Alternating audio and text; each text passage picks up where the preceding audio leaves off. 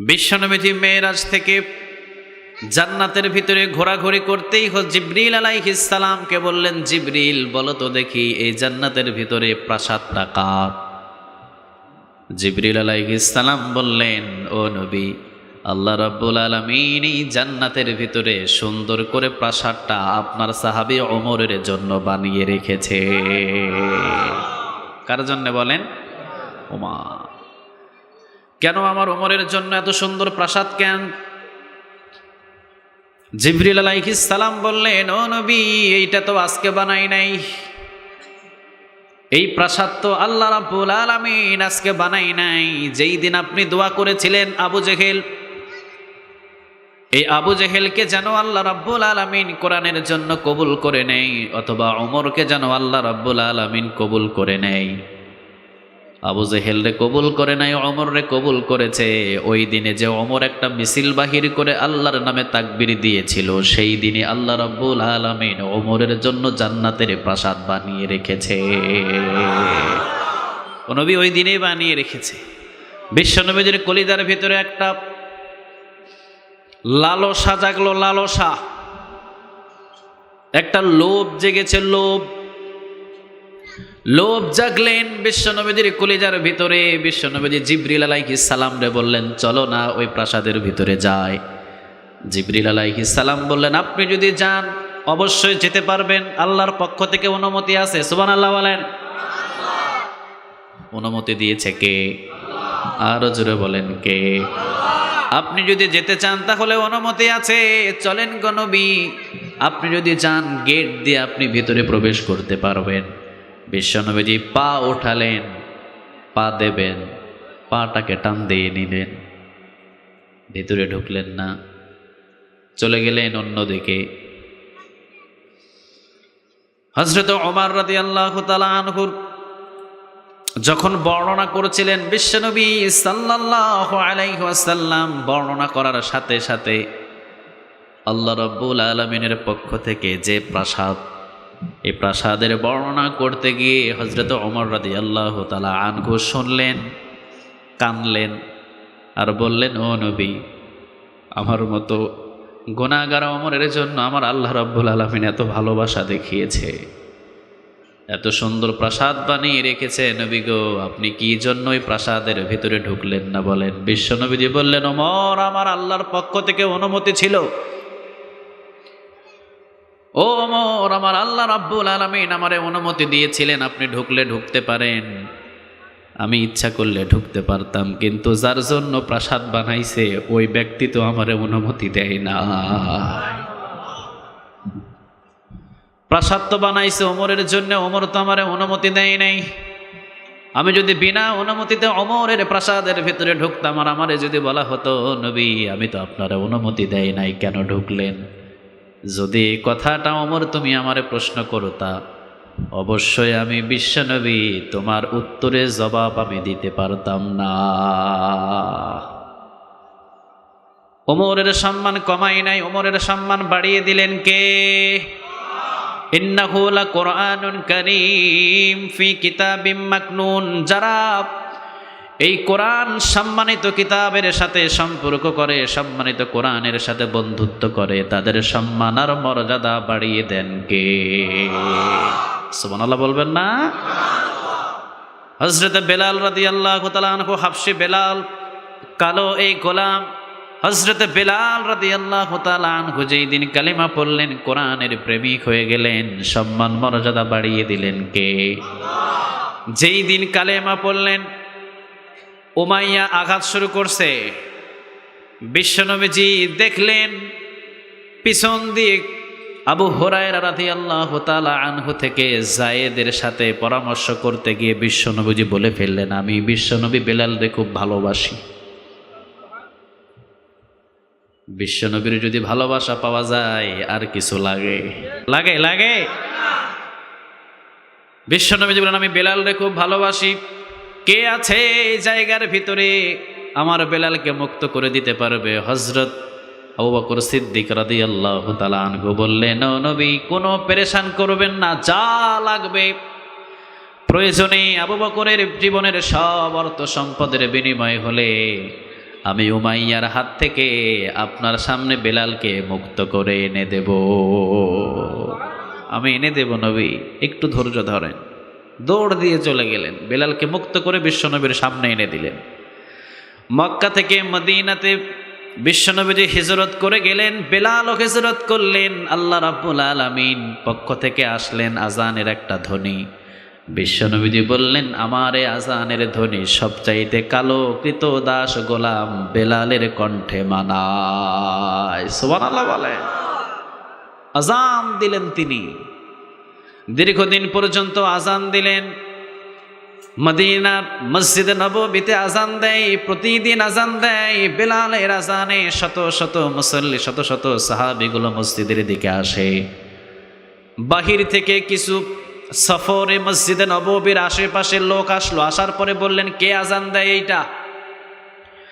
দেখলেন যে হযরতে বেলাল। তারা বললেন, ইসলাম হলো এমন দুর্বল, কালো একজন গোলাম রে দিয়ে ইসলামের আজানের ব্যবস্থা দেয়, এই ইসলাম গ্রহণ করা যাবে না। মানুষগুলো চলে গেলেন বেলালকে ঘৃণা করে। নাউজুবিল্লাহ বলে। আর মিয়া, মানুষ যদি ঘৃণা করে, বেলাল তো এই কোরআনটারে ভালোবাসে, যার কারণে বেলাল রেও ভালোবাসে। একজন বলেন তিনি কে? ইন্নাহু লাকুরআনুন কারীম ফি কিতাবিম মাকনুন। এই কোরআনটারে বেলাল জীবনের চাইতে বেশি ভালোবাসে, এই জন্যে বেলাল রেও বেশি ভালোবাসেন কে? যে এই কোরআনের জন্য জীবন দিয়েছে, সে কখনো ঠকে নাই।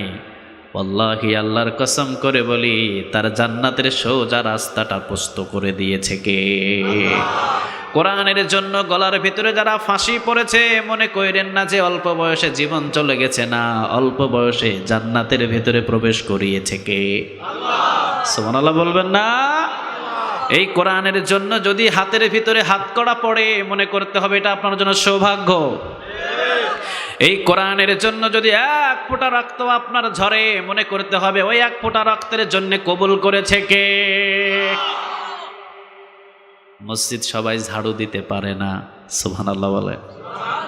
কাবা ঘর সবাই জিয়ারত করতে পারে না, সবাই পারে না। হাজে আসওয়াদ পাথরে সবাই চুমা দিতে পারে না। কোরআনের জন্যে আল্লাহ সবার রক্ত কবুল করে না। সবার রক্ত আল্লাহ কোরআনের জন্য কবুল করে না।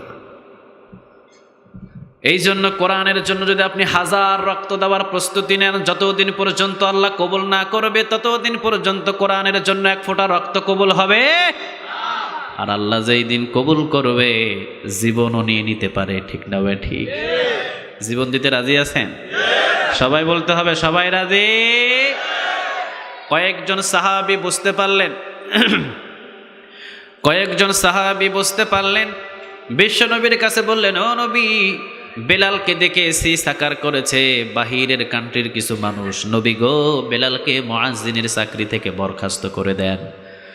দেখলেন যে কয়েকজন সাহাবী থেকে মসজিদে নববীর ভিতরে প্রায় 3/2 সাহাবীগুলো বেলালকে বহিষ্কার করার জন্য আদেশ দিয়ে দিলেন।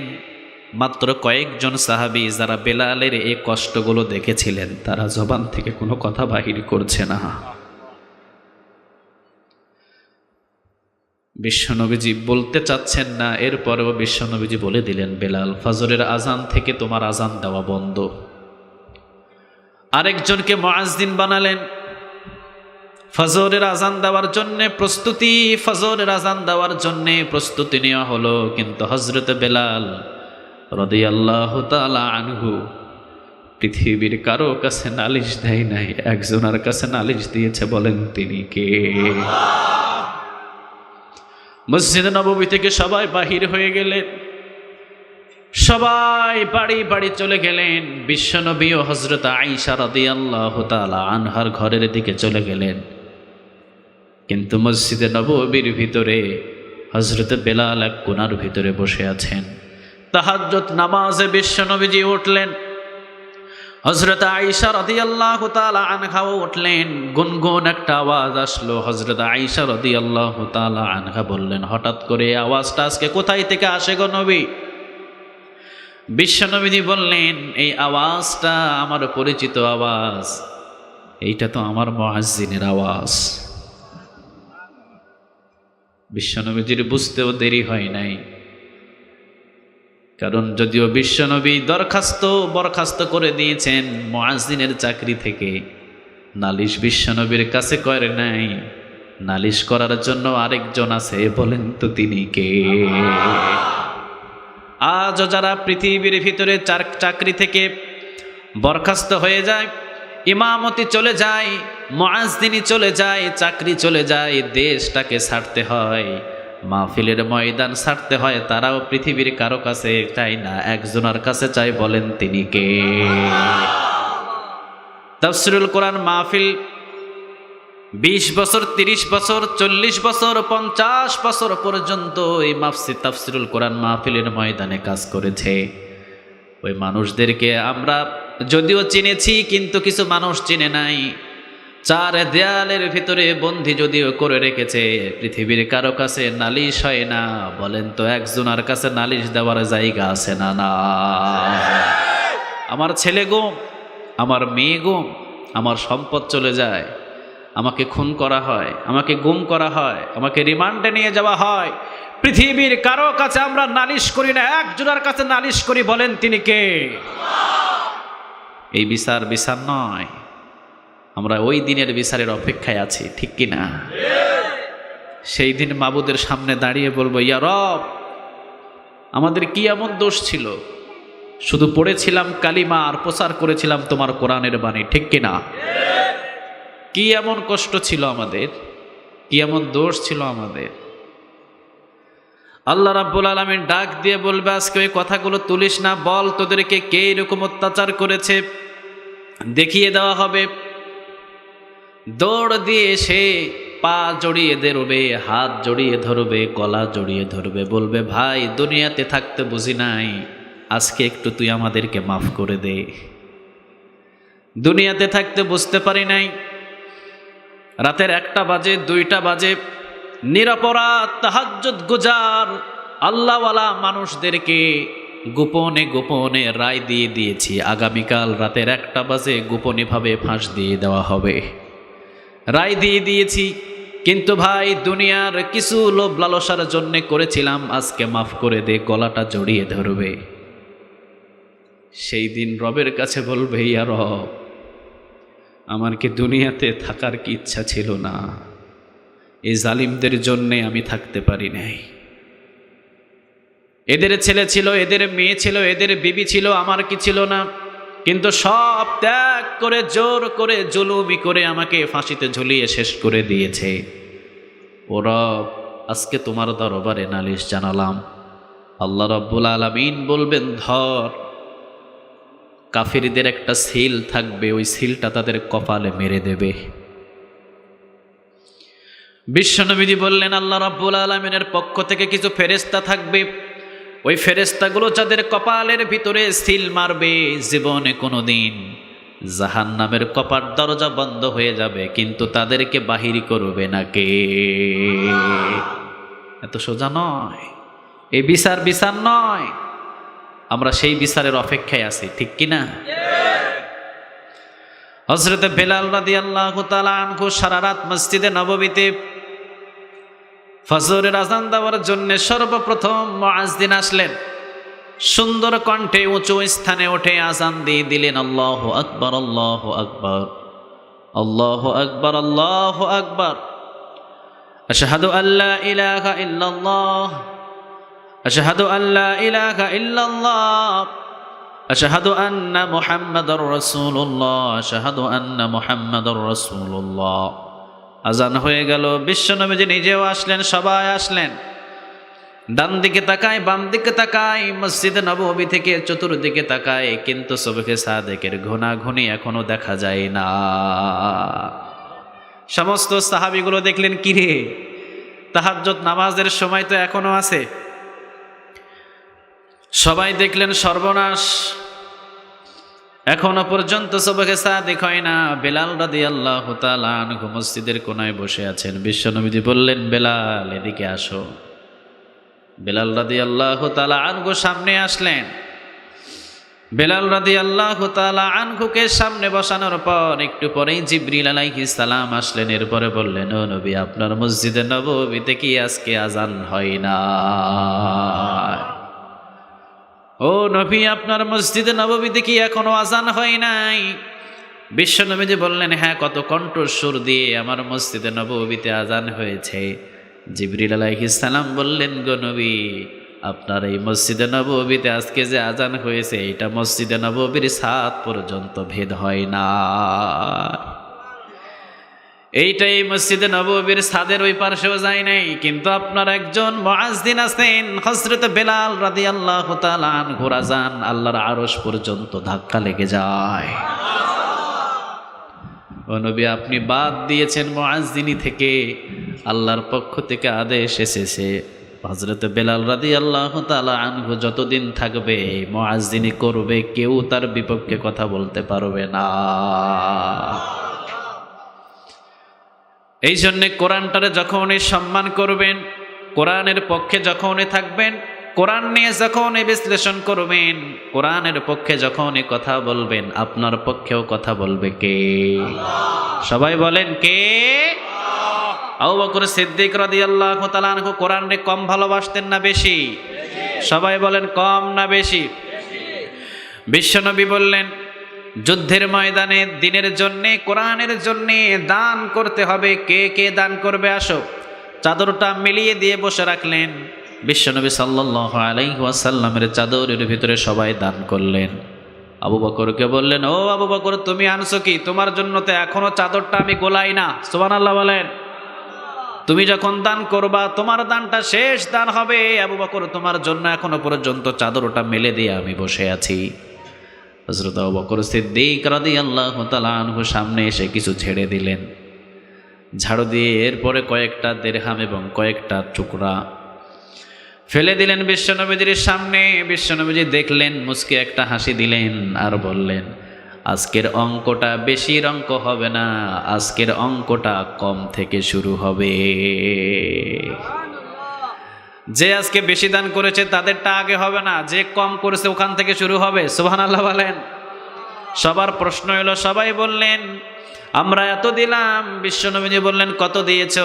কয় হাজার দিয়েছো? কেউ বললেন 3000 ছিল, 1000 দিয়েছি, 2000 বাড়ি আছে।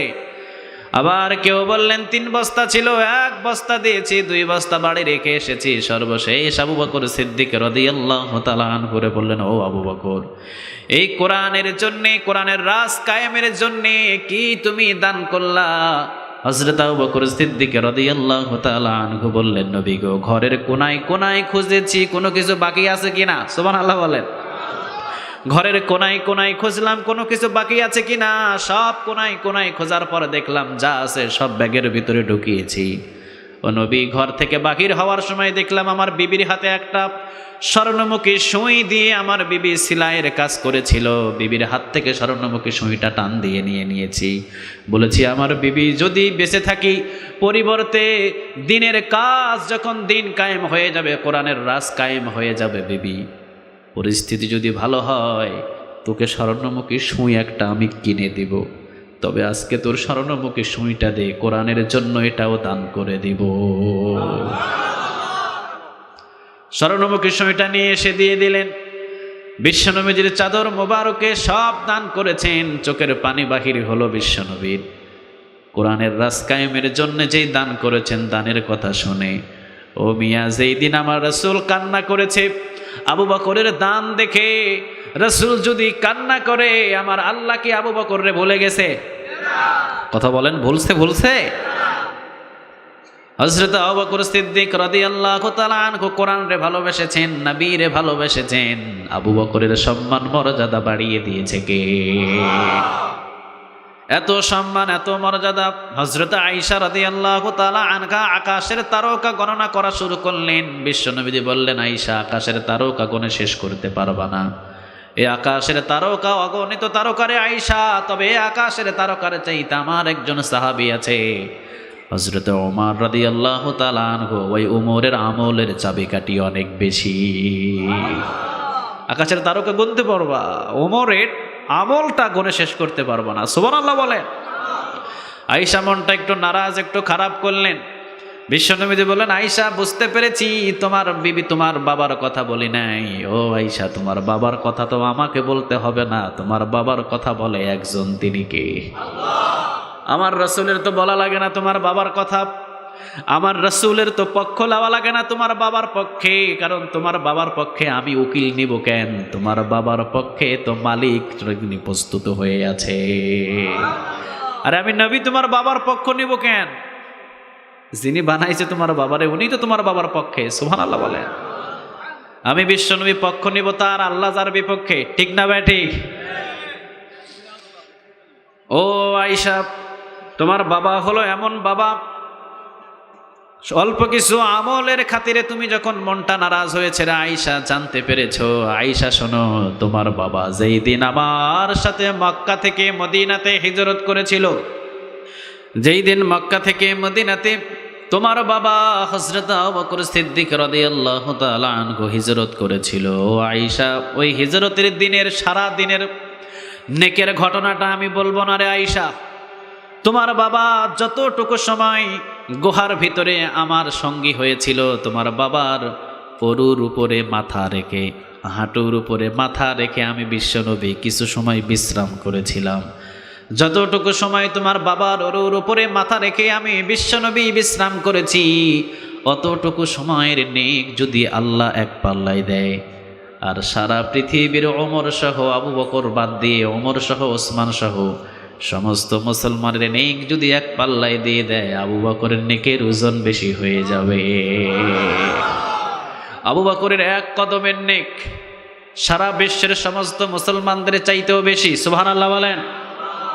যেমন তেমন কথা নয়।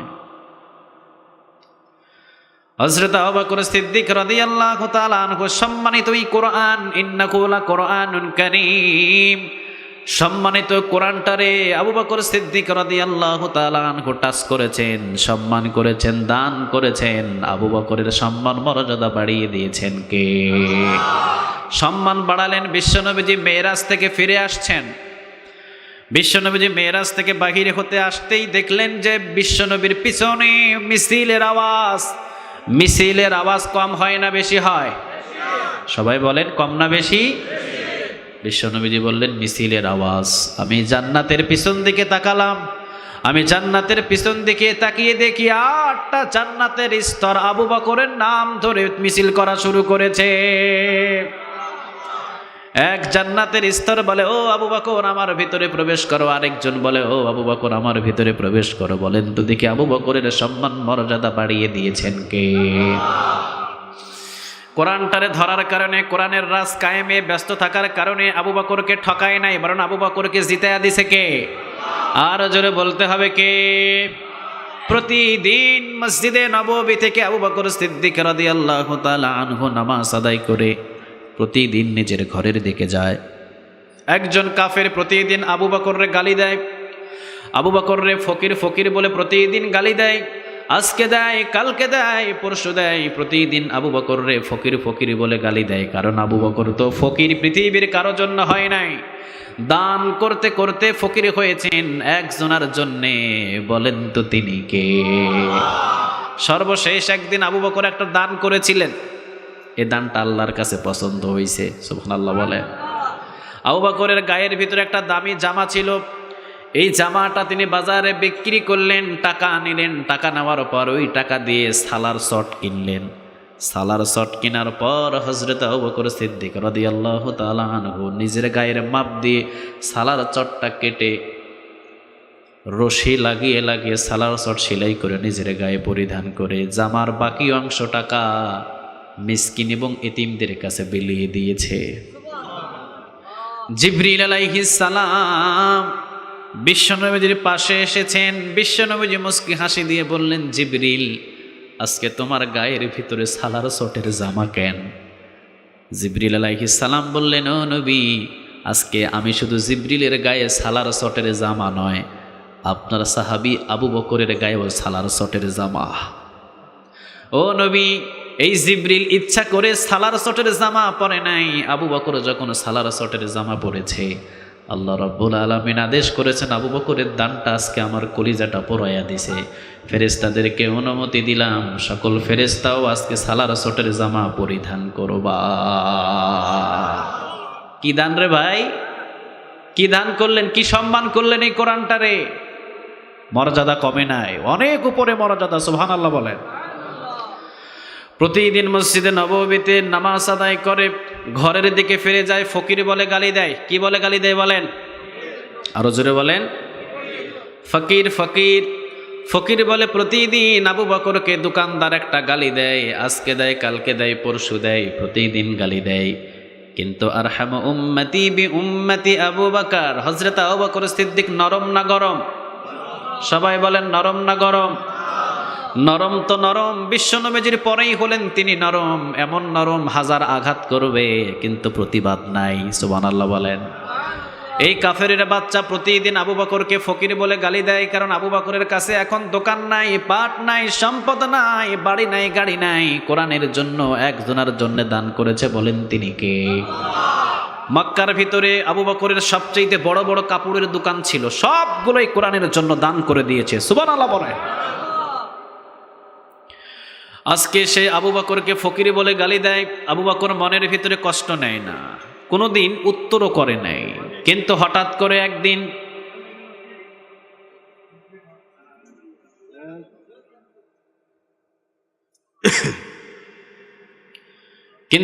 করে একদিন এই কাফের আবু বকর সিদ্দিক রাদিয়াল্লাহু তাআলা আনহু মসজিদে নববী থেকে জোহরের সালাত আদায় করে যখন বাড়ির দিকে আসে, এই কাফের হঠাৎ করে বললেন, মুসলমানদের আল্লাহ ফকির, আবু বকরও ফকির। বিশাল বড় একটা কথা বললেন। কথাটা কি ছোট না বড়? আরো জোরে বলতে হবে, ছোট না বড়? এই কাফেরের বাচ্চা বলেন, আবু বকর রে ফকির বললে আবু বকর যখন কোনো উত্তর করে না, দেখি আজকে বড়টা বলে দেখি। বললেন আবু বকর নিজেও ফকির, আবু বকরের আল্লাহও ফকির। নরম ইমান, জোশ এসে গেছে। এখন আবু বকরকে জিবরিল আলাইহিস সালামও ধরে আটকাইতে পারবে না। ইমানের জোয়ার এসে গেছে। যদিও আমরা মুসলমানরা অনেকটা অনেক নীরব হয়ে থাকি, যেখানে সেখানে বসে থাকি, মসজিদের ইমামতি করি, মাদ্রাসায় চাকরি করি, মাদ্রাসার স্টুডেন্ট, বাহিরে জোরে জোরে কথাও বলি না। কিন্তু আমার আল্লাহর বিপক্ষে, কোরআনের বিপক্ষে, আমার রাসূলের শানে, ধর্ম নিয়ে, ইসলাম নিয়ে যদি বাংলার জমিনে কোনো কথা হয়, আমরাও কখনো শান্তিতে থাকতে পারি না। তখন কলিজায় ব্যথা লাগে কি লাগে না? আরো জোরে বলেন, লাগে লাগে। আমার ইসলামকে নিয়ে কেউ কথা বললে কলিজায় ব্যথা লাগে কি লাগে না? এইটাই হলো মুসলমান। সুবহানাল্লাহ বলে। আরে মুসলমান তো সে, কোরআনকে নিয়ে কথা বললে তার কলিজার ভিতরে পানি থাকতে পারে না। একটা যুবক দাড়ি কাটে, মাথায় টুপি নাই, পাঞ্জাবি নাই, ওই যুবকের সামনেও যদি আপনি আমার রাসূলকে নিয়ে অবমাননা করেন, ওই যুবক আপনাকে ছাড়বে না। এই জন্যে এই বিষয়গুলো নিয়ে যখনই যারা কথা বলবে আমরা সহ্য করতেই। আবু বকর কি ঈমান কম না বেশি? কথা কন না কেন? আমাদের মতো ঈমান? কথা বলেন, আমাদের মতো ঈমান? আমাদের মতো ঈমান নয়। আবু বকরের ঈমানটা হলো বড় মজবুত ঈমান। যখনই সেই মালিকরে আল্লাহরে ফকির বলেছে, দৌড় দিয়ে আবু বকর কলারটারে চেপে ধরলেন, ঠাস করে একটা থাপ্পড় দিলেন। থাপ্পড়টা আসতে দেয় নাই, অনেক জোরে দিয়েছে, কারণ ইমানের ভিতরে জোয়ার এসে গেছে, হুঁশ আর নাই। দৌড় দিয়ে পালিয়ে গেলেন কাফের। আবু বকর চলে গেলেন আবু বকরের কাছে। আবু বকর মনে করলেন এখানেই শেষ, কিন্তু না, পৃথিবীতে যতদিন পর্যন্ত ইহুদি, নাস্তিক, মুরতাদ থাকবে, হাজার হাজার তাদেরকে শাস্তি দেবেন। বুঝতে হবে ইসলামের ক্ষতি করার জন্য প্রতিনিয়ত তারা কাজ করে যাবে। খাতির নাই, ইহুদির সাথে খাতির করেন না, ইহুদিরে সালামও দিয়েন না, ওর সাথে উঠা বসা করেন না। যদিও আপনার উপরে উপরে আপনার ভালো দেয়, আপনার দিকে মুচকে হাসি দেয়, কিন্তু এই হাসি হলো আপনাকে শেষ করে দেওয়ার হাসি। চিল্লা বলো ঠিক কিনা? ওদের সাথে আমাদের কোনো সম্পর্ক থাকতে পারে না। আবু বকর সিদ্দিক রাদিয়াল্লাহু তাআলা আনহু মনে করলেন এখানেই শেষ, কিন্তু না, কাফের দৌড় দিলেন বিশ্বনবীর দরবারে। কাফের জানে ইনসাফের বিচার বিশ্বনবীর দরবারে পাওয়া যাবে, দৌড় দিয়ে চলে গেলেন বিশ্বনবীর দরবারে। গিয়ে বললেন, ও নবী দেখেন আপনার সাহাবী আবু বকর কিভাবে আমার গালের উপরে থাপ্পড় দিয়েছে। বিশ্বনবীজি দেখলেন থাপ্পড়ের একটা দাগ, তবে বিশ্বনবী বললেন, না, নামটা মনে হয় ভুল হয়েছে, এটা আবু বকর নয়, এইটা হলেন হযরত ওমর। এটা আবু বকর না, এটা হলো হযরত ওমর। তুমি নাম বলতে ভুল করেছো। কাফের বললেন, না গো নবী, আমার গালের উপরে থাপ্পড় দিয়েছে আপনার সাহাবী হযরত আবু বকর। বিশ্বনবীজি বললেন, না, এইটা আবু বকর নয়, এইটা হলেন ওমর। আর এটা আবু বকর নয়, তোমার নাম বলতে ভুল হয়েছে, এটা নাম কি? সবাই বলেন, নাম কি? ওমর। কাফের বললেন, না না নবী, আপনার সাহাবী আবু বকর। একটু পরেই হযরত ওমর রাদিয়াল্লাহু তাআলা আনহু আসলেন। বিশ্বনবীজি বললেন, ওমর, এই লোকটারে এইভাবে মারছো কেন? ওমর বললেন, না নবী, আমি তো মারি নাই। কারণ ওমর নরম না গরম? কথা বলেন, নরম না গরম? বিশ্বনবীজি অবাক হয়ে গেলেন, আমার শান্ত মাইন্ডের সাহাবী, আরহামু উম্মতি বি উম্মতি আবু বকর, আমি যার জন্য সার্টিফিকেট দিয়ে দিয়েছি নরম মানের সাহাবী হলেন আবু বকর। তিরমিজির বর্ণনা, বিশ্বনবীজি সার্টিফিকেট দিয়েছিলেন আবু বকরকে নরম মানের সাহাবী। আমার এই নরম মানের সাহাবী কিভাবে এই কাফেরের গালে থাপ্পড় দিয়েছে, ইনসাফের বিচার কারে কয়? বিশ্বনবী সাল্লাল্লাহু আলাইহি ওয়াসাল্লাম বললেন, যদি কাফের তোমাকে অন্যায়ভাবে একটা থাপ্পড় দিয়ে থাকে, অবশ্যই দুইজন সাহাবীকে আমি আবু বকরকে গ্রেফতার করার জন্য এই মুহূর্তে পাঠিয়ে দিলাম। ইসলাম কত পরিষ্কার, সুবহানাল্লাহ বলেন। ইসলাম যেখানে আছে সেখানে শান্তি কম না বেশি? সবাই বলেন, শান্তি কম না বেশি? হযরত আবু বকর সিদ্দিক রাদিয়াল্লাহু তাআলা আনহুকে দুইজন সাহাবী নিয়ে আসলেন। বিশ্বনবী বললেন, ও আবু বকর, সত্যি সত্যি কি তুমি এই কাফেরটাকে থাপ্পড় দিয়েছো? আবু বকর সিদ্দিক রাদিয়াল্লাহু তাআলা আনহু বললেন, জি। মুসলিম কখনো মিথ্যা কথা বলতে পারে না, আর কাফের কখনো সত্য কথা বলতে পারে না। সাথে সাথে বিশ্বনবী বললেন, কি জন্য মারলা আবু বকর? আবু বকর সিদ্দিক রাদিয়াল্লাহু তাআলা আনহু বললেন, ও নবী, এই কাফের আমার আল্লাহকে ফকিরি বলেছে, আমি সহ্য করতে পারি নাই। নবী গো, আমি জীবনের চাইতে যারে বেশি ভালোবাসি। ও নবী, আমার জীবন যৌবন সবগুলো আমার আল্লাহর জন্য সঁপে দিয়েছি, সবগুলো দিয়ে দিলাম। আমার অর্থ সম্পদ ওই মালিকরে দিয়ে দিলাম। ওই মালিকরে যখন ফকিরি বলেছে, আমি আবু বকর নিজেরে আর ধরে রাখতে পারি না। ও নবী, প্রতিদিন এই কাফেরের বাচ্চাটা আমারে ফকির বলে গালি দিয়েছে, আমি কোনোদিন কষ্ট পাই নাই। আবু বকর রে ফকির বলেছে, আমি খুশি হয়েছি। কারণ কিয়ামতের ময়দানে আল্লাহ রাব্বুল আলামিন ধনীর চাইতে গরিবদেরকে 500 বছর আগে জান্নাতে ঢোকাইয়া দিবে কে? ধনীরা শুধু হিসাব দিতে থাকবে, যাকাত দেয় নাই, কোনো কিছু দান করে নাই, সাদাকা করে নাই, কোনো কিছু দেয় নাই। আল্লাহ রাব্বুল আলামিন বলবে, আয় দান করস নাই, কোনো কিছু দেস নাই, কি ব্যাপার? আয় যাকাত বাহির করস নাই, হিসাব দে। হিসাব ফেলা। 500 বছর কেটে যাবে। আর কিছু ফেরেশতা কিছু মানুষদেরকে প্রশ্ন করবে যে তোমরা যাও কই? কয় জান্নাতের দিকে যাই। কি জন্য জান্নাতের দিকে? সর, জান্নাতে যাব। কারে মিয়া জান্নাতে যাইবা, আগে হিসাব দিতে হবে। কয় কিসের হিসাব? মালই তো পাই নাই, হিসাব কিসের? সকালে আনছি, বিকালে শেষ। সারাদিন রিকশা চালাইছি 200 টাকা, সন্ধ্যার সময় আইসা দেখি 250 টাকা সংসারে খরচ। আছে না নাই?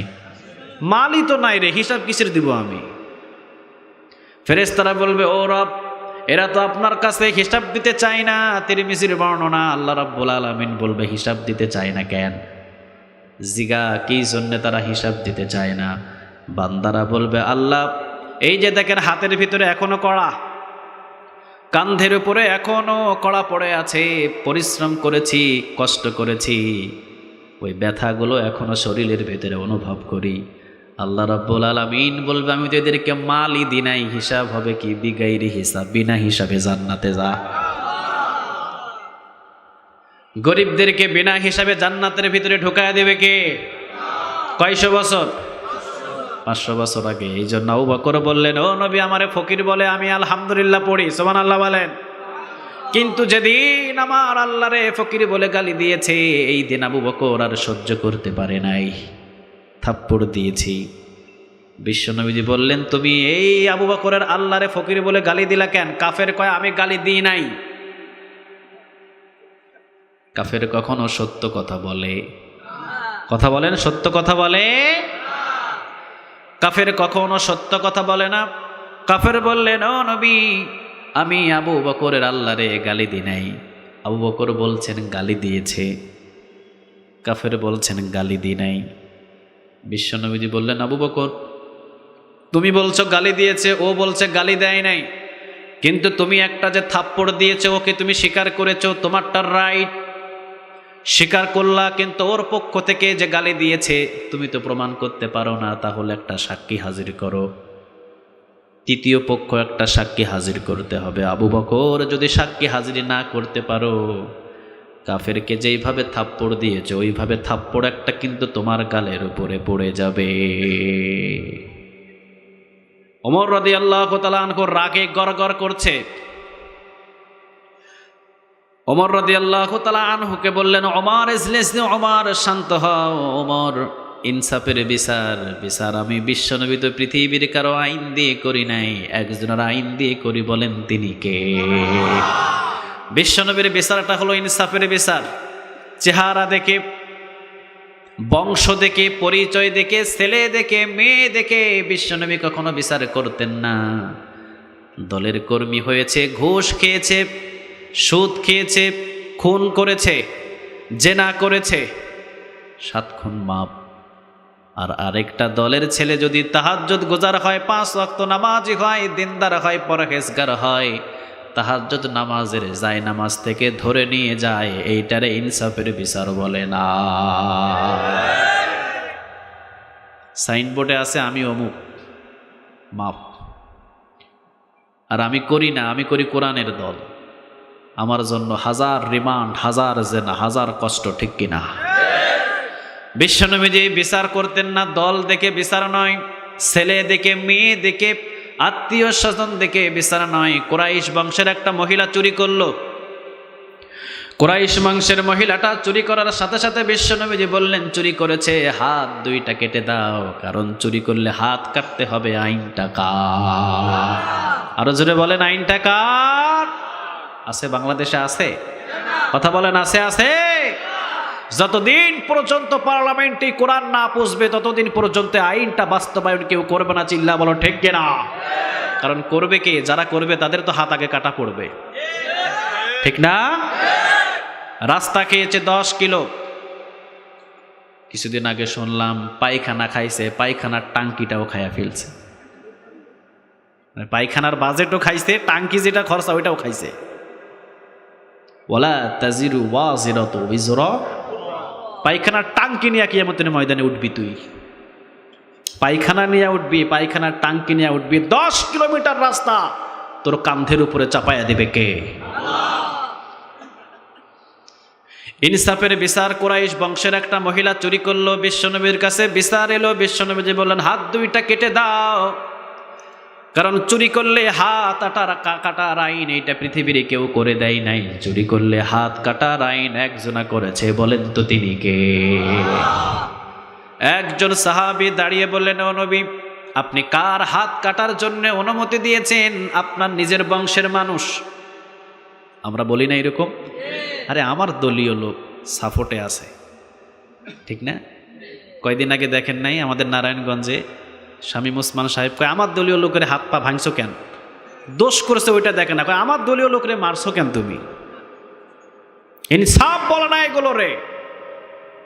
যত ছেড়ে দিবা, আজকে করছে চুরি, কালকে করবে মার্ডার। আজকে চুরি করছে, কালকে করবে মার্ডার। একদিন করবে জেনা, করতে করতে নেতার মেয়েরে ধরবে, তখন টের পাইবা না, ঠিক কিনা? এগুলো ছাড়া দেওয়া হয় না। চুরি করেছে, হাত কেটে দাও, আইনটা কার? কুরাইশ বংশের মহিলা চুরি করলো, হাতটা কেটে দাও। বিশ্বনবীর সামনে একজন সাহাবী দাঁড়িয়ে বললেন, ও নবী, কুরাইশ বংশের মহিলা চুরি করেছে, হাত কাটার প্রয়োজন কি? হাত কাটার কোনো প্রয়োজন নাই গো নবী, একটা আঙ্গুল কেটে দেন। কি কেটে দেন? একটা আঙ্গুল কেটে দেন নবী গো। একটা আঙ্গুল যদি আপনি কেটে দেন, বিচারটা ঢিসমিস হয়ে যাবে, বিচারটা ফিনিশ। আপনার বংশের মানুষ হাত যদি কেটে দেন, কুরাইশ বংশের মান ইজ্জত সব নষ্ট হয়ে যাবে। একটা আঙ্গুল কেটে দেন, বাস ছেড়ে দেন। বিশ্বনবী যে আগুনের গলার মতো চেহারা লাল হয়ে গেল, দাঁড়িয়ে গেলেন। কণ্ঠের আওয়াজ আর ছোট নয়, বিশ্বনবীর কণ্ঠের আওয়াজ বিকট আকৃতিতে আওয়াজ করে বললেন, কার এত বড় সাহস? কে এই কোরআনের আইনের বিপক্ষে কথা বলেছে? কে কুরাইশ বংশের পক্ষে বিচারের রায় দেওয়ার জন্য কথা বলেছে? আজকে যদি কুরাইশ বংশের মহিলা চুরি না করে, আমার মেয়ে ফাতেমাও চুরি করতো, আমার মেয়ে ফাতেমার দুইটা হাত আমি কেটে দিতাম। কারা বলে ইনসাফের বিচার?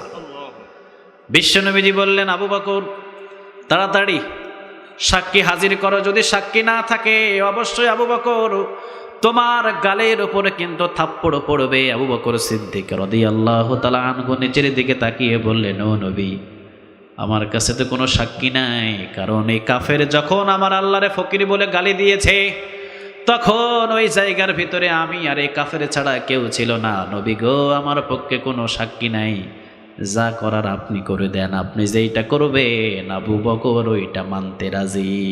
সুবহানাল্লাহ। সব সাহাবীগুলো দাঁড়িয়ে আছে, কান্নার রোল পড়ে গেল মদিনার ভিতরে। কিরে, আবু বকরের গালের উপর একটা কাফের থাপ্পড় মারবে। সমস্ত সাহাবীগুলো বসে আছেন। সব সাহাবীগুলো আবু বকর সিদ্দিক রাদিয়াল্লাহু তাআলা আনহু নিচের দিকে তাকিয়ে আছেন। কাফের মুস্কি মুস্কি হাসে। পাইছি একটা সুযোগ রে আবু বকর, আজকে তোর গালের উপরে একটা থাপ্পড় দেব। ও আবু বকর, তোর গালের উপরে যদি একটা থাপ্পড় দিতে পারি, আবু বকর রে, 7টা পূরণ হয়ে যাবে, তোর মান ইজ্জত সম্মান সব কমে যাবে। বলেন তো দেখি, মান ইজ্জত সম্মান বজায় রাখার মালিক একজন, তিনি কে? আপনি হাজার একজন মানুষকে জেলখানায় নিয়ে যাবেন, আসলে তো জেলখানায় নিয়ে যায় চোর, ডাকাত, বদমাইশ, জেনাখোর বদমাইশদেরকে, ঠিক কিনা? কিন্তু জেলখানায় যখন আলেম ওলামারা যায়, ওয়াল্লাহি আল্লাহর কসম করে বলি, ওই আলেমের সম্মান আরো বেড়ে যায়। এলাকার ভিতরে একটা চোর গ্রেফতার হলে সবাই পড়ে আলহামদুলিল্লাহ, পড়ে না? কথা কন না কেন? পড়ে। কিন্তু একজন আলেমকে বেইজ্জত করার জন্য যখন আপনি হাতের ভিতরে কড়া পরান, তখন তার সম্মান কমে না, বরং সম্মান বাড়িয়ে দেয় কে? আরো জোরে বলতে হবে, কে? বিশ্বনবী বললেন, আবু বকর, তাহলে আমি রায়টা দিয়ে দিলাম। ও আবু বকর, আমি বিশ্বনবীজি রায় দিয়ে দিলাম, তুমি যেহেতু সাক্ষী হাজির করতে পারো নাই, কারণ তুমি থাপ্পড় দিয়েছো, এইটা তুমি স্বীকার করেছো, কিন্তু কাফের যে তোমাকে গালি দিয়েছে ফকির বলে, তোমার আল্লাহরে ফকির বলে গালি দিয়েছে, আবু বকর সাক্ষী দিতে পারো নাই। আবু বকর বললেন, ও নবী, একটা না 10টা যদি থাপ্পড় দিতে বলেন, ওই কাফের যদি 10টা আমারে থাপ্পড় দেয়, যে জায়গায় আমার নবী উপস্থিত আছে, এই জায়গার ভিতরে একটা কোনো আওয়াজ আবু বকর মুখ দিয়ে বাহির করবে না। কি মা! কাফের তো মুস্কি মুস্কি হাসে। বিশ্বনবীজি বলবেন, রায়টা দিয়ে দেবেন। বিশ্বনবীজির লেখাও শেষ, রায় দিয়ে দেবেন। কাফের এসে শুধুমাত্র একটা থাপ্পড় দেবে, এতটুকু, আর কিছু না। রায়টা দিয়ে দেবেন। সমস্ত সাহাবীগুলো তাকিয়ে আছেন। আল্লাহ রাব্বুল আলামিন বললেন, নবী, আপনি রায়টা একটু স্থগিত করেন। সুবহানাল্লাহ। আরে আমি তো এতক্ষণ পর্যন্ত খালি খেলা দেখছি, আপনি বিচার করেছেন, আপনার বিচার দেখেছি, আপনার বিচার হলো ইনসাফের বিচার। ও নবী, আপনার বিচারটা দেখলাম। কাফের কতটুকু পর্যন্ত চাল খেলে এইটা দেখলাম, আবু বকর কতটুকু ধৈর্যশীল এইটাও দেখলাম। ও নবী, এইবার খেলা হবে একজনের, বলেন তিনি কে? ও নবী, আবু বকর কোনো সাক্ষী হাজির করতে পারে নাই। নবী গো, আবু বকরের পক্ষে কোনো সাক্ষী লাগবে না, যান। আবু বকরের পক্ষে সাক্ষী পৃথিবীর কেউ নয়, আবু বকরের পক্ষে সাক্ষী আমি আল্লাহই হয়ে গেলাম। লাকাদ সাদাকাল্লাহু কাওলাল্লাযীনা ক্বালু ইন্নাল্লাহা ফাকির। আল্লাহ রাব্বুল আলামিন বললেন, নবী আমি আল্লাহ সাক্ষী হয়ে গেলাম, এই কাফেরের বাচ্চা আমি আল্লাহকে ফকির বলে গালি দিয়েছে। আয়াতটা নাজিল করে দিলেন কে? সবাই বলেন কে? এই জন্য আল্লাহ রাব্বুল আলামিন বললেন সূরা ওয়াকিয়ার ভিতরে, ইন্নাহু লাকুরআনুন কারীম। এই সম্মানিত কোরআনের সাথে যাদের স্পর্শ হবে, যেই কোরআনের সাথে যাদের সম্পর্ক হবে, কোরআন যেই রকম সম্মানিত কিতাব, যে স্পর্শ করবে, যে কোরআনটাকে ধরবে, কোরআনের আন্দোলনে শরীক হবে, তাকেও সম্মানিত বানায়া দিবে কে? আরো জোরে বলতে হবে কে? তাহলে এখন বলেন, আমরা কি কোরআনের পক্ষে না বিপক্ষে? আরো জোরে বলতে হবে, কোরআনের পক্ষে না বিপক্ষে? সবাই রাজি আছেন? আওয়াজ দিয়ে বলতে হবে, সবাই রাজি? আমরা এই কোরআনের পক্ষে কাজ করে যেতে চাই, সবাই রাজি? যদি এই কোরআনের বিপক্ষে কেউ কথা বলে, তার সাথে সম্পর্ক রাখবো? কথা বলতে হবে, সম্পর্ক রাখবো। আজকে বাংলাদেশের ভিতরে দেখবেন অনেক আছে টকশোর ভিতরে, এরপরে নিজের অফিসের ভিতরে, নিজের কার্যালয়ের ভিতরে অনেক ইসলামকে নিয়ে, কোরআনকে নিয়ে, আল্লাহওয়ালাদেরকে নিয়ে আজে বাজে মন্তব্য করে, আছে না নাই? কথা বলতে হবে, আছে আছে।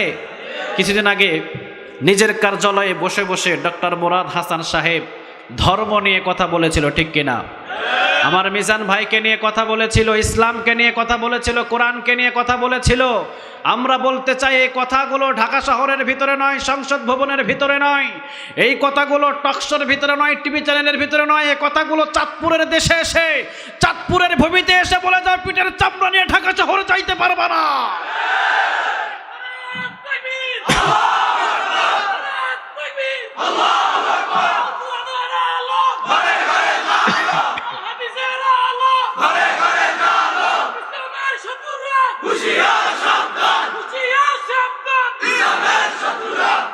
আল্লাহ তুমি কবুল করো, আরো জোরে বলেন আমিন।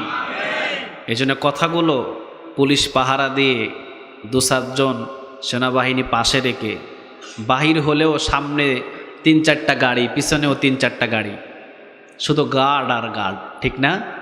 কথা বলেন না কেন? আমাদের কোনো গার্ড লাগে? কথা বলেন, লাগে? লাগে লাগে না। ওই কথাগুলো ওইভাবে নয়, যে সাহস থাকে ধর্ম নিয়ে যে কথাগুলো বলেছ চ্যানেলের ভিতরে, ডক্টর মুরাদ হাসান সাহেব, আপনি যদিও প্রতিমন্ত্রী, যদিও একজন সম্মানী ব্যক্তি, কিন্তু যখনই কোরআনকে নিয়ে, ধর্মকে নিয়ে আপনি কথা বলবেন, তখন বাংলাদেশের মানুষ আপনাকে সহ্য করবে না, আপনাকে মেনে নেবে না। হয়তো আজকেও যাইবেন, কালকেও যাইবেন, পরশুতে যাবেন, মরতে হবে না? কথা বলেন কেন? মরতে হবে, হবে। বাংলাদেশে আপনি থাকবেন না, ইসলাম ধর্ম রাষ্ট্র থাকবে বাংলাদেশে ইনশাআল্লাহ। আল্লাহ তুমি সবাইরে কবুল করো। আমি বেশি জোরে কথা বলতে পারছি না, আমার এমনিতেই, যেহেতু আপনাদের বলেছি আমি প্রথমে, আমি শারীরিকভাবে অসুস্থ, জোরে কথাগুলো বলতে পারছি না। আল্লাহ রাব্বুল আলামিনের কোরআন থেকে সূরা ওয়াকিয়ার 15 নম্বর আয়াত থেকে যতটুকু আমি কথা বলেছি, এতটুকু কথা যেন আমাদের প্রত্যেকে আমল করার আল্লাহ তৌফিক দান করে, আমরা বলে আমিন। আরো জোরে বলে না আমি। ও নবী, আসমান থেকে কত ফোঁটা বৃষ্টি জমিনের উপরে পড়ে, আমি জিবরিল আলাইহিস সালাম গুনতে পারি। সুবহানাল্লাহ বলেন। বিশ্বনবীজি বললেন, বলো তো দেখি কোন জিনিস তোমার পক্ষে গণা সম্ভব হয় না? জিবরিল আলাইহিস সালাম বললেন, ও নবী, আপনার এই যুবক সাহাবীগুলো যারা অল্প বয়সে কোরআনের ছায়াতলে এসেছে, সুবহানাল্লাহ বলেন, যারা অল্প বয়সে জিহাদের ময়দানে ঝাঁপিয়ে পড়ে, এই যুবক সাহাবীগুলো যারা অল্প বয়সে কোরআনের আয়াতলের ভিতরে চলে এসেছে, নবী গো, আপনার এই অল্প বয়স যুবক সাহাবীরা যখন একটা সেজদা দেয়, জোরে বলেন কয়টা? আরো জোরে বলতে হবে, কয়টা?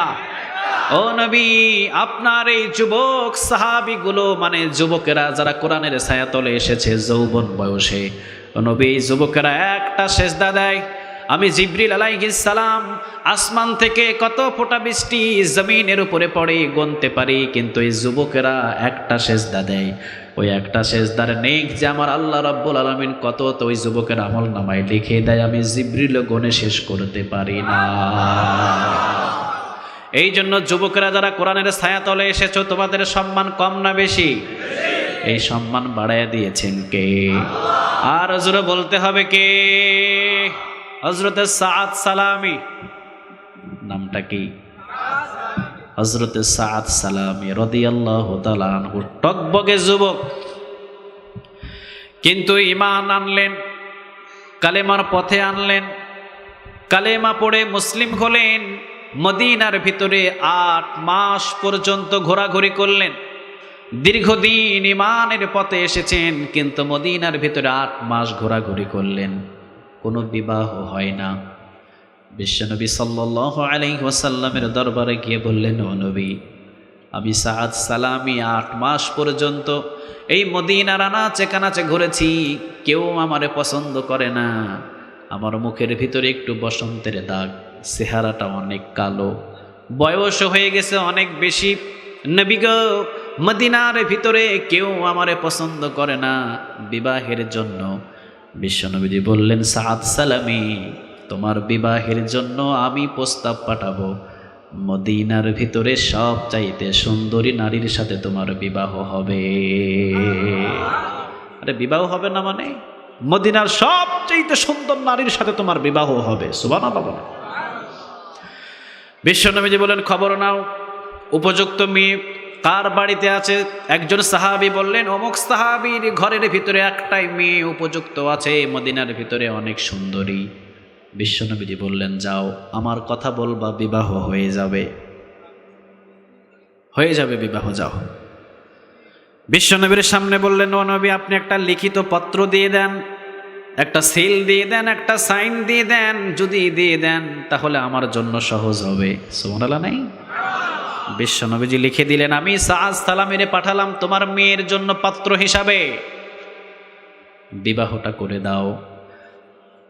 সাহাবীর সামনে দিয়ে বললেন, রাসূলের পক্ষ থেকে এসেছে, পাত্র কেউ নয়, পাত্র আমি। সুবহানাল্লাহ বলেন। চেহারাটা সুন্দর নয়, চেহারা দেখলেন, চেহারাটা তেমন সুন্দর নয়। চেহারার দিকে নজর করার পর পত্রের দিকে নজর করলেন। আল্লাহর পরে যার সম্মানের স্থান, তিনি পাঠিয়েছেন মুহাম্মদ সাল্লাল্লাহু। যদি আমার রাসূল আমাদেরকে একটা কাগজও দিয়ে যাইতেন, কলিজার ভিতরে ঢোকায়া নিতাম। ঠিক না বে ঠিক? কারণ রাসূলের জন্য রহমত বরকতের ভান্ডার পেয়েছি। এই ভান্ডারটা দিয়েছেন কে? আরে রাসূল, রাসূল সমস্ত রহমতের ভান্ডার আমাদেরকে দিয়ে দিচ্ছে। সুবহানাল্লাহ বলেন। বিশ্বনবীজি বসেছিলেন, জিবরিল আলাইহিস সালাম বিশ্বনবীর সামনে আসলেন আর বললেন, ও নবী, আপনার মনটা এত নারাজ কেন? আপনি এত নারাজ হয়ে আসেন কেন? আপনার মনটা যখনই খারাপ থাকে, আল্লাহ শুধু আপনার কাছে আমারে পাঠায়। আরে আমার বন্ধুর মন খারাপ কেন? তাড়াতাড়ি যা। সুবহানাল্লাহ বলবেন না? আপনার মনটা এত খারাপ কেন? নবী, আল্লাহ রাব্বুল আলামিন পাঠিয়েছে আপনার কাছে। বিশ্বনবীজি বললেন, ইয়া উম্মতি, আমার উম্মতের কি হবে? কিয়ামতের ময়দানে কি হবে আমার উম্মতের? জিবরিল আলাইহিস সালাম চলে গেলেন। আল্লাহ রাব্বুল আলামিন যদিও জানেন, ইন্নাল্লাহা লা ইয়ানজুরু ইলা সুওয়ারিকুম ওয়া আমালিকুম ওয়ালাকিন ইয়ানজুরু ইলা কুলুবিকুম ওয়া আমালিকুম। অন্তরের খবর পৃথিবীর কেউ জানে না, অন্তরের খবর একজনা জানেন। বলেন তিনি কে? বিশ্বনবীর অন্তরে কি চিন্তা আল্লাহ জানে কি জানে না? কথা বলেন। জানে, জানে। কিন্তু জিবরিল আলাইহিস সালাম রে দিয়া মাঝখানে দেখবেন মহব্বত আরো বাড়াই। সুবহানাল্লাহ বলেন। মহব্বত বাড়ে। বিশ্বনবী সাল্লাল্লাহু আলাইহি সাল্লামের মন খারাপ। জিবরিল আলাইহিস সালাম বললেন, ও নবী, আপনার বন্ধুর মনটা খারাপ হয়েছে এই জন্যে, কারণ আপনার উম্মত কিয়ামতের ময়দানে কঠিন মুসিবতের ভিতরে হয়তো পড়তে পারে। আপনার বান্দাগুলো কঠিন মুসিবতের ভিতরে পড়বে। আপনার নবীর উম্মতরে নিয়ে পেরেশান এবং টেনশন। আল্লাহ রাব্বুল আলামিন বললেন, আমার বন্ধুরে গিয়ে বল ৭০,০০০ উম্মতরে বিনা হিসাবে পার করে দিব। কয় হাজার? সবাই বলেন কয় হাজার? সাহাবীর সংখ্যা কত? ১৬ লাখ। সাহাবীর সংখ্যা কত? ১৬ লক্ষ। তো সাহাবী আছে ৭০,০০০, বিনা হিসাবে পার করলে তো সাহাবী যাইতে পারে না। আমরা আছি ধরার ভিতরে? লাগবে ৫ লাখ টাকা, দিছে মাত্র ৫,০০০। কাজ হবে? কথা বলেন হবে? হবে। বিশ্বনবীজি বললেন, জিবরিল আমার সাহাবী তো ১৬ লক্ষ সাহাবী, আল্লাহ রাব্বুল আলামিন ৭০,০০০ মাফ করবে, সাহাবীরই তো আমি লই যাইতে পারুম না মিয়া, আমার উম্মতের কি হবে? মনটা বড় নারাজ। জিবরিল আলাইহিস সালাম বললেন আল্লাহ রাব্বুল আলামিনের কাছে কি, ইয়া রব, আপনার বন্ধু অনেক নারাজ, কারণ তার সাহাবীর সংখ্যা হলো ১৬ লক্ষ, ১,২৫,০০০ তার সাহাবী, আপনি দিছেন মাত্র ৭০,০০০। আল্লাহ রাব্বুল আলামিন বললেন, যা প্রত্যেক ৭০,০০০-এর সাথে একজনের সাথে ৭০,০০০ দিয়া দিলাম। এগুলা বিনা হিসাবে, কোনো হিসাব লাগবে না। আবার আসলেন বিশ্বনবী সাল্লাল্লাহু আলাইহি ওয়াসাল্লামের কাছে, আসার পর বললেন প্রত্যেকের সাথে আবার ৭০,০০০। বিশ্বনবীজি এখনো নারাজ। বিশ্বনবী নারাজ হলে সহ্য করতে পারে না একজন, তিনি কে? সহ্য হয় না, তিনি সহ্য করতে পারেন না। আল্লাহ রাব্বুল আলামিন জিবরিল আলাইহিস সালামকে না পাঠিয়ে এবার আল্লাহ রাব্বুল আলামিন ডাক দিলেন, হাবিব সালামটা গ্রহণ করে। জিবরিল বাদ, এবার আপনার সাথে আমার, বলেন কি লাগবে আপনার, কি দিতে হবে এইটা বলেন। জিবরিল আলাইহিস সালাম বললেন, আপনাদের দুইজনের কথোপকথন হলো, আমি চলে গেলাম, আল্লাহ এবং রাসূল সাল্লাল্লাহু আলাইহি ওয়াসাল্লামের কথোপকথন। আল্লাহ রাব্বুল আলামিন বললেন, আপনার কি লাগবে বলেন। নারাজ হলে আমি আরশে আজিম থেকে আল্লাহ রাব্বুল আলামিন সহ্য করতে পারি না, কারণ আপনারে তো বানাইছি আমি হাবিবুল্লাহ, খলিল অর্থ বন্ধু, হাবিব অর্থ বন্ধু, আপনারে বানিয়েছি আমি হাবিবুল্লাহ। খলিল অর্থ এমন বন্ধু, খলিলের কাছ থেকে আমি আল্লাহ সব লয়ালম। খলিল এইটা দে, ওইটা দে, তোর ছেলেরে দে, তোর বিবিরে দে, তাড়াতাড়ি গিয়ে কাবা ঘরের চত্বরে রেখে আয়, সব দিবি তুই। খলিল অর্থ হলো সব আল্লাহ নিয়ে নেবে, আর হাবিব অর্থ আল্লাহ সব দিয়া দিবে। ও নবী, আপনারে আমি বানাইছি হাবিবুল্লাহ, আপনি আমার বন্ধু। জিবরিল আলাইহিস সালাম রে সরায়া দিলাম, এখন বলেন কি লাগবে। যা চাইবেন দিয়া দিব। শাফাআতে কুবরা লাগবে, দিয়া দিব। হাউজে কাউসার লাগবে, দিয়া দিলাম। জান্নাতের চাবি লাগবে, দিয়া দিলাম। কি লাগবে আপনার, কি লাগবে বলেন। বিশ্বনবী বললেন, আমার ভাই মুসা আলাইহিস সালাম আপনার কাছে বলেছিলেন, আপত্তি জানিয়েছিলেন, আল্লাহ আপনার রহমত কতটুকু আপনি আমারে একটু জানান। আপনি সেই দিন আমার ভাই মুসা আলাইহিস সালাম রে বলেছিলেন, আমার রহমত গুণে শেষ করতে পারবি না, 1000 গুনাহ করেছিস রহমত দিয়ে মাফ করে দেব। সুবহানাল্লাহ নাই? তোর গুনাহ যদি হয় আসমান সমান, আমার কাছে মাফ চাইবি, রহমত দিয়ে মাফ করে দেব। মুসা আলাইহিস সালাম আপনার কাছে বলেছিল রহমতটা যাতে মুসা আলাইহিস সালাম রে দিয়া দেন তার উম্মতের জন্যে। আপনি বললেন হবে না, যতটুকু দেওয়ার দিয়েছি, বাকি চাইলে পাইবা না। সুবহানাল্লাহ বলেন। ইয়া রব, সমস্ত নবীরা সমস্ত নবীর উম্মতের জন্যে আপনার কাছে রহমতের ভান্ডারটা চেয়েছে, আপনি দেন নাই। এখন বলেন রহমতের ভান্ডারটা আমারে দিবেন কিনা। আল্লাহ রাব্বুল আলামিন বললেন, হাবিব এমন জিনিস চেয়ে বসেছেন আপনি। বিশ্বনবী বললেন, আপনার উম্মত কি আর দুনিয়াতে আসবে? মানে আমি আখিরি জামানার পয়গম্বর, আমার উম্মতের পর কি আর কোন উম্মত আসবে? আল্লাহ রাব্বুল আলামিন বললেন, না বন্ধু, আপনার পরে তো কোনো বান্দাদেরকে আমি আর দুনিয়াতে পাঠাবো না, আপনার উম্মতগুলোই শেষ আমার গোলাম। বিশ্বনবীজি বললেন, আমার উম্মত যদি শেষ উম্মত হয় ভান্ডার রাইখা করবেন কি? আরে আপনার উম্মত যদি আমার উম্মত যদি শেষ উম্মত হয় ভান্ডারটা রাইখা করবেন কি? আল্লাহ রাব্বুল আলামিন বললেন, জান হাবিব, রহমতের ডালা সহ আপনারে দিয়ে দিলাম, এই রহমত আপনারে দিলাম। ও নবী, এই রহমতের রৌশনী দিয়ে, এই রহমত দিয়ে আপনি কিয়ামতের ময়দানে ইচ্ছা করলে সমস্ত আপনার উম্মতের আপনি জান্নাতে নিয়ে যেতে পারবে, সবাই নিয়ে যেতে পারবেন আপনি। যান, সব দিয়ে দিলাম আপনারে। সুবহানাল্লাহ বলেন। সব নবীরা চেয়েছিল সব উম্মতের জন্য, আমি দিই নাই, আপনার উম্মতের জন্য রাখছিলাম, চাইছেন আপনি, দিয়ে দিলাম। এই জন্য রহমত বিশ্বনবী সাল্লাল্লাহু আলাইহি ওয়াসাল্লাম যা চেয়েছেন আল্লাহ রাব্বুল আলামিনের কাছ থেকে তা পেয়েছেন। এমন নবী পত্র পাঠিয়েছেন, লিখিত করে দিয়েছেন, সাহাবীদের দুইটা পা তো থরথর করে কাঁপছে, সর্বনাশ। রাসূল পাঠিয়েছে আমার কাছে, বাবা হয়ে বললেন আমি বিয়েতে রাজি। সুবহানাল্লাহ বলবেন না? তোমার কি আছে আর না আছে দেখার কোনো বিষয় নয়। সাদ সালামি, তুমি হলে কালো মানুষ, মুখের ভিতরে বসন্তের দাগ, বয়সটাও অনেক বেশি। আমার রাসূলের পত্রের দিকে তাকিয়ে বিয়েতে আমি রাজি, কিন্তু আমার মেয়ের একটা অনুমতির প্রয়োজন আছে না নাই? মেয়ের কাছে যেতে মেয়ের ফিসফিস ফিসফিস করে একটা কান্নার আওয়াজ দেখে বুঝে ফেলেছে মনে হয় আমার মেয়ে রাজি না। দৌড় দিয়ে এসে বলছেন, সাদ সালামি, যদিও আমি রাজি, আমার মেয়ে তোমাকে বিবাহ করতে রাজি না।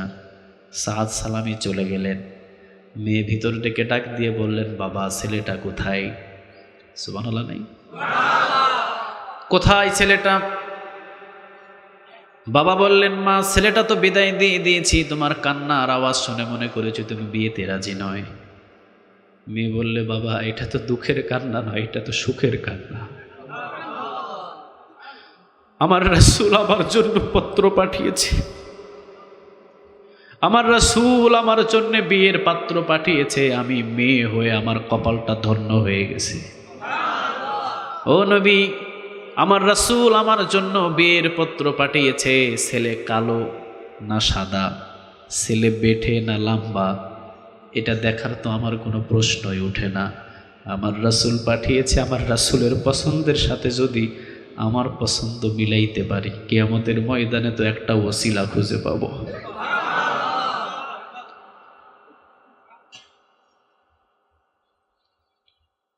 সাহাবী দৌড় দিলেন, বললেন আমার মেয়ে রাজি বিবাহিতে। সাদ সালামি খুশি হয়ে গেলেন, দৌড় দিলেন বিশ্বনবীর দরবারে। সাদ সালামি বললেন, ইয়া রাসূলুল্লাহ, মেয়েও রাজি, মেয়ের বাবাও রাজি। রাসূল বললেন, তাহলে বিবাহ করার জন্য প্রস্তুতি নাও। সাহাবী বললেন, বিবাহ করব, কিন্তু টাকা দেন, আপনি দেন। ইসলাম গ্রহণ করতে গিয়ে সাহাবীদের এমন পরিস্থিতি ছিল, ঘরের ভিতরে লোহার একটা আংটিও ছিল না বিবাহ করার জন্যে, এমন একটা পরিস্থিতি ছিল সাহাবীদের। সাদ সালামি বললেন, ও নবী টাকা দেন, বিবাহ করব, দেন, আপনি দেন। বিশ্বনবী বললেন, মেয়ের জন্য ব্যবস্থা আমি করে দিলাম, টাকাও দিতে হবে। সাদ সালামি বললেন, আমার শরীরের ভিতরে দুইটা কাপড় ছাড়া এই সাদ সালামির কাছে দ্বিতীয়ত আর কিছু নাই। ইসলাম গ্রহণ করতে গিয়ে সব কিছু হারিয়ে ফেলেছি। এই সাদ সালামির বাবার সম্পদ ছিল লক্ষ লক্ষ কোটি কোটি। এই সাদ সালামি সকালবেলা যে জামা পরতেন বিকেলবেলা ওইটা পরতেন না। এই সাদ সালামি সকালবেলা যে জুতা পরতেন বিকেলবেলা ওই জুতা পরতেন না। সাদ সালামি সকালবেলা যে সুঘ্রাণ লাগাতেন, সারা রাত যে রাস্তা দিয়ে হাঁটতেন, সকাল পর্যন্ত সেটার ঘ্রাণ খুঁজে পাওয়া যেত। ইসলাম গ্রহণ করতে গিয়ে সব কিছু ছেড়ে দিয়েছে। সাদ সালামি বলেন, আমার শরীরের ভিতরে জামা এবং পরনের ভিতরে কাপড় ছাড়া কিছু নাই। বিশ্বনবীজি কয়েকজন সাহাবীর কাছ থেকে টাকা নিয়ে বললেন, যাও বিয়ের বাজার করে নিয়ে আসো। সাআদ সালামি চলে গেলেন, বিয়ের বাজার করলেন। বিয়ের বাজার করার সাথে সাথে যখন দোকান থেকে বাহির হলেন, কয়েকজন সাহাবীর সাথে সাক্ষাৎ হলো। সাআদ সালামি বললেন, তোমরা কোথায় যাও? সাহাবীরা বললেন, আমরা তো জিহাদের ময়দানে রওনা দিয়েছি। সাআদ সালামি বললেন, হঠাৎ করে জিহাদের ময়দানে? সাহাবীরা বললেন, এই মাত্র আমার রাসূল জিহাদের ময়দানের ডাক দিয়েছে, জিহাদের ময়দানে রওনা দিয়েছি। সবাই বললেন, সাআদ সালামি তুমি কোথায় যাও? সাআদ সালামি বললেন, বিবাহের জন্য এই মাত্র আমার পাত্রী ঠিক হয়েছে, বাজার করেছি, বিবাহ করতে যাব। সাহাবীরা বললেন, সাআদ সালামি আমরা যাই জিহাদের ময়দানে, তুমি যাও বিবাহ করার জন্যে। কেমন যেন একটা তফাৎ। সাআদ সালামি দৌড় দিয়ে বিবাহের বাজারগুলো দোকানে দিয়ে বললেন, ভাই বাজারগুলো ফেরত নেন, বেঁচে থাকলে বহু বিবাহ করতে পারবো, বেঁচে থাকলে বহু আমাকে বিবাহ করার অনুমতি দেওয়া হবে, বহু বিবাহ করতে পারবো। বাজারগুলো নেন, একটা ঢাল আর একটা তরবারি আমারে হাদিয়া দেন। ঢাল আর তরবারি নিয়ে রওনা দিলেন জিহাদের ময়দানে। সাআদ সালামি অনেক কাফেরদের সাথে যুদ্ধ করে তিনি নিজেও শহীদ হয়ে গেলেন। বিশ্বনবীজির কাছে এসে বলা হলো, নবী আজকে যার বিবাহের কথা হয়েছিল সাআদ সালামি শহীদ হয়ে গেছে। বিশ্বনবীজি ভীষণ কষ্ট পেলেন। আমার সাআদ সালামি যৌবনের স্বাদ গ্রহণ করতে পারল না। ভীষণ কষ্ট নিয়ে বিশ্বনবীজি বললেন, দাফনের ব্যবস্থা করো। দাফনের জন্য ব্যবস্থা হলো। বিশ্বনবীজি দাফন শেষ করে কবরের পাশে বিকট একটা আওয়াজ দিয়ে আল্লাহু আকবার বলে একটা আওয়াজ দিলেন। এইটা হলো কষ্টের আওয়াজ। আমরা তো বলি, হায় হায় আমার বাবা মারা গেছে, কি করব। অনেক ধরনের কান্না, কিন্তু না, ভিতর থেকে কান্না আসবে। বিশ্বনবীজি আল্লাহু আকবার বলে একটা বিকট আওয়াজ দিলেন। দুই চোখ বেয়ে বেয়ে বিশ্বনবীজির পানি পড়ছে। ইন দ্য মিন টাইম অল্প একটু সময়ের ভিতরে আবার বিশ্বনবীজির রূপটা আলাদা হয়ে গেল। বিশ্বনবীজি এবার মুস্কি একটা হাসি দিলেন। একটু পরে আবার বিশ্বনবীজি চেহারাটার ভিতরে দুইটা হাত দিয়ে চোখটা ঘটিয়ে নিয়ে বাম দিকে ফিরালেন। তিনটা অভিনয় করলেন এক সময়ের ভিতরে।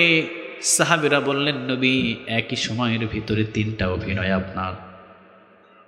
বিশ্বনবীজি বললেন, প্রথমে কান্না করলাম আমার সাআদ সালামির বিবাহের সব কিছু ছেড়ে দিয়ে জিহাদের ময়দানে এসে শহীদ হয়েছে। যৌবনের স্বাদ গ্রহণ করে নাই, বিবাহটাকে প্রাধান্য দেয় নাই, জিহাদের ময়দানে ঝাঁপিয়ে পড়েছে। দ্বিতীয় নাম্বার হাসি দিলাম। সাআদ সালামি যতগুলো হুর পেয়েছে সমস্ত হুরগুলো এখন এসে টানাটানি শুরু করছে। সবগুলো হুর আল্লাহ পাঠাইয়া দিছে, সুবহানাল্লাহ বলেন। সবগুলো হুর পাঠিয়ে দিয়ে বলছে, যা সাআদ সালামি দুনিয়ার স্বাদ লাভ করতে পারে নাই, দুনিয়া থেকে পরোয়ার হয়ে বারজাখের জগতে এসে গেছে, সাআদ সালামিকে হুর দিয়ে আমি রিসিপশন দিয়ে দেব। হুরেরা টানাটানি শুরু করেছে। কেউ গলা ধরে টানে, কেউ হাত ধরে টানে, কেউ কোমর ধরে টানে, কেউ বাম হাত ধরে টানে। সাআদ সালামিকে হুরেরা টানাটানি করতে গিয়ে একটা হুরের কবজি থেকে একটু কাপড় সরে গিয়েছে। বিশ্বনবী হয়ে আমি লজ্জা পেয়েছি, বাম হাত দিয়ে নিজের চোখটাকে ফিরিয়ে নিয়েছি। সুবহানাল্লাহ। ও মিয়া, কোরআনের জন্য জীবন দিলে কোরআনের জন্য সম্মান। যখনই আপনি কোরআনের জন্য জীবন দিবেন, কোরআন সম্মানিত কিতাব, সম্মানিত কিতাবের সাথে যখন আপনার সম্মানিত অবতন হবে, আপনার টাচ হবে কোরআনের সাথে, আপনার সম্মান আর মর্যাদাটারেও বাড়াইয়া দেবে কে? আমরা ঠকি নাই, আলেম হয়ে কোরআন শিখে আমরা ঠকি নাই, বরং আমাদেরকে জিতিয়ে দিয়েছে কে? আরো জোরে বলতে হবে কে? যাক, সূরা ওয়াকিয়ার 15 নম্বর আয়াত থেকে একটু কথা বললাম। কোরআন সম্মানিত কিতাব, কোরআনের সাথে আমার সম্পর্ক হবে, আমাকেও সম্মানিত করে দেবে কে? এই জন্য বিশ্বনবীজি বলেন, ইকরাউল কোরআন ফাইন্নাহু ইয়াতি শাফিআন লিআসহাবিহি ইয়াউমাল কিয়ামা, কিয়ামতের দিন যারা দুনিয়াতে কোরআনের আন্দোলন করবে, যারা দুনিয়াতে কোরআনের পক্ষে থাকবে, যারা দুনিয়াতে কোরআন তেলাওয়াত করবে, কোরআনের সাথে যাদের সম্পর্ক বেশি হবে, বিশ্বনবীজি বললেন কিয়ামতের ময়দানে এই কোরআনটা সুপারিশ করে আল্লাহর জান্নাতের দিকে নিয়ে যাবে। কোরআনের পক্ষে থাকতে সবাই রাজি আছেন?